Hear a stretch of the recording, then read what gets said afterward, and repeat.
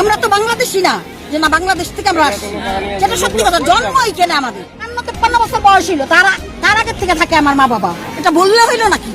হ্যাঁ, দড়ি দিয়ে ঝুলবো আর ইয়ে করবো, লিখিত দিয়ে মরবো যদি এরকম টর্চার করে। কোথায় এই নিয়ে তো কান্দাকাটি করতেছি আমি। কোথায় যাব, যাওয়ার মতন কিচ্ছু নাই আমার।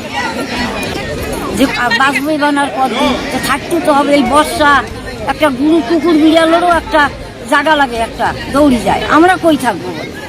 রেলের উচ্ছেদ নোটিশে আতঙ্ক, পুনর্বাসনের দাবিতেই একজোট আলিপুরদুয়ার জংশনের বাসিন্দারা। রেলের জমি থেকে উচ্ছেদের নোটিশ ঘিরে চরম উদ্বেগ এবং অনিশ্চয়তার মধ্যে একত্রিত হলেন আলিপুরদুয়ার জংশন কালীবাড়ি বাদলনগর এলাকার রেলের জমিতে বসবাসকারী বহু পরিবার। রবিবার বিএনসি ক্লাবের মাঠে জড়ো হয়ে নিজেদের ভবিষ্যৎ নিয়ে আশঙ্কা প্রকাশ করেন স্থানীয় বাসিন্দারা।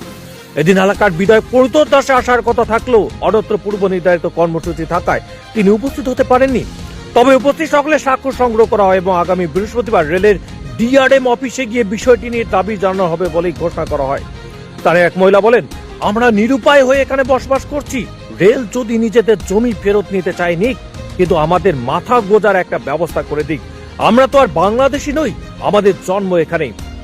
আমাদেরকে তো আর রেল বলে না যে এখানে জায়গা করে থাকো। আসি, বেশ ভালো কথা, যেটা সত্যি কথা। আমরা নিরুপায় জন্যই আমরা আসি। এমনও পরিবার আছে যে অ্যাকাউন্টে 500 টাকাই নেই। এটা চেক করুক, তাহলেই তো বোঝা যাবে। এমনও পরিবার আছে যে 500 টাকা বের করতে পারবে না ওরা। আছে, আমার ভাই আছে। যদি মনে করে যে সরাবে আমাদেরকে জায়গা দিক, থাকার জায়গা দিক। কেউ তো আর আমরা ইচ্ছা করে শখে নাই এখানে। মানুষের থেকে টাকা 10 টাকা নিলে 10 টাকা ফেরত দিতে হবে। নিলেই সে দিবে, নাহলে আর দিবে না দ্বিতীয় দিন। এটাই কথা। আমরা তো বাংলাদেশি না যে না বাংলাদেশ থেকে আমরা আসছি, যেটা সত্যি কথা। জন্ম এখানে আমাদের 50 বছর 52-53 বছর বয়স ছিল, তার আগের থেকে থাকে আমার মা বাবা। এটা বললে হইলো নাকি? হ্যাঁ, দড়ি দিয়ে ঝুলবো আর ইয়ে করবো, লিখিত দিয়ে মরবো যদি এরকম টর্চার করে। তো করবে এরকম, কারণ কি মানুষের মানসিক পরিস্থিতি ভালো না। আমার একটা ভাই পাগল হয়ে ঘুরতেছে, কেউ নাই 10 টাকা দিয়ে সাহায্য করার। অনেক বাসিন্দার কথায় প্রায় 70 বছর ধরে আমরা এখানে থাকছি। আজ বাড়ি ভাঙলে নতুন করে বাড়ি তৈরির সামর্থ্য নেই।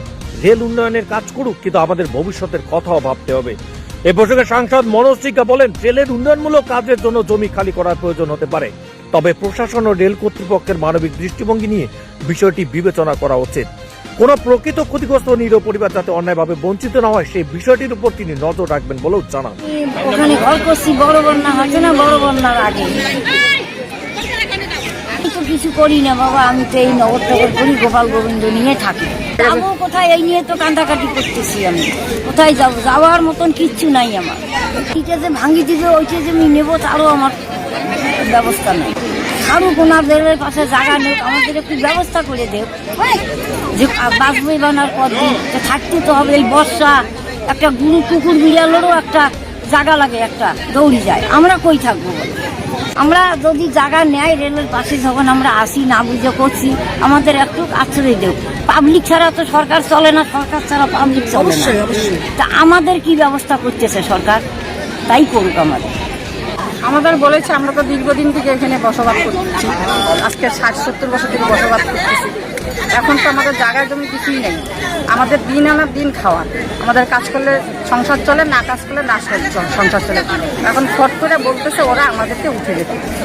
7 দিনের টাইম দিয়েছে, তাহলে 7 দিনের মধ্যে আমরা কোথায় যাব? এখন 7 দিনের মধ্যে তো আমাদের যাওয়ার মতো কোথাও জায়গা নেই। আর যদিও যাইতে হয়, তাহলে সরকার থেকে কোনো আমাদের কিছু ব্যবস্থা করে যাওয়া হবে। আমরা কোথায় যাব? আমরা এখানে করছি, বিধায়ক আসার কথা, আমরা বিধায়কের জন্য অপেক্ষা করছি।